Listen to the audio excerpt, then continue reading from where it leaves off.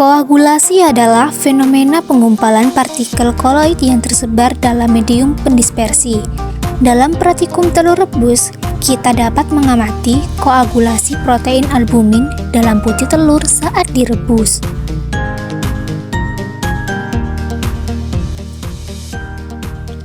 Proses koagulasi telur rebus ini dimulai dari pemanasan, denaturasi, penggabungan rantai polipeptida, serta koagulasi. Saat telur dipanaskan, energi panas meningkatkan energi kinetik molekul protein albumin.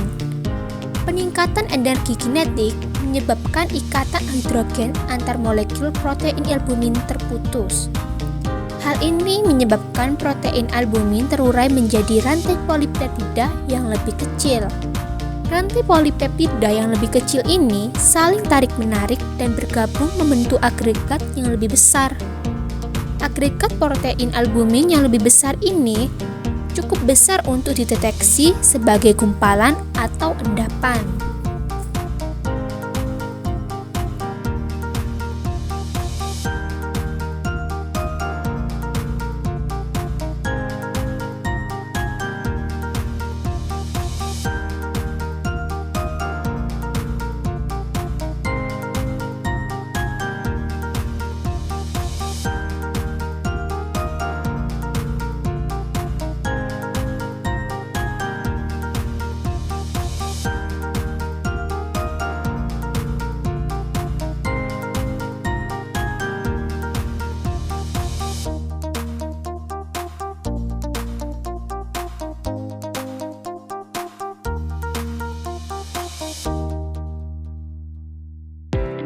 Dari praktikum tersebut, terdapat faktor-faktor yang mempengaruhi koagulasi pada telur rebus.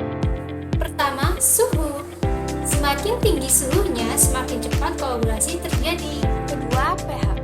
Koagulasi protein albumin paling optimal terjadi pada pH netral atau pH sama dengan 7. Pada pH asam atau pH kurang dari 7, protein albumin bermuatan positif dan cenderung saling tolak-menolak sehingga koagulasi akan lebih sulit untuk terjadi.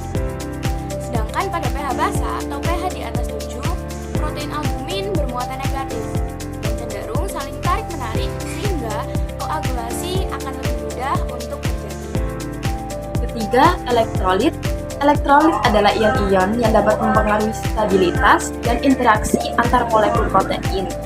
Contoh elektrolit yang biasa digunakan adalah garam dapur atau NaCl. Garam dapat meningkatkan koagulasi protein albumin dengan cara menetralkan muatan negatif pada protein albumin. Ini mengubah keseimbangan muatan protein yang dapat mengurangi repulsi antar molekul protein sehingga mempermudah mereka untuk berinteraksi dan membentuk jaringan koagulen. Dalam hal ini, pengaruh elektrolit dapat membantu untuk mendapatkan hasil yang diinginkan dalam hal tekstur atau konsistensi telur rebus. Misalnya, dengan penambahan garam dapur atau NaCl dalam putih telur dapat membuat tekstur lebih kencang dan meningkatkan stabilitas busa apabila telur dikocok.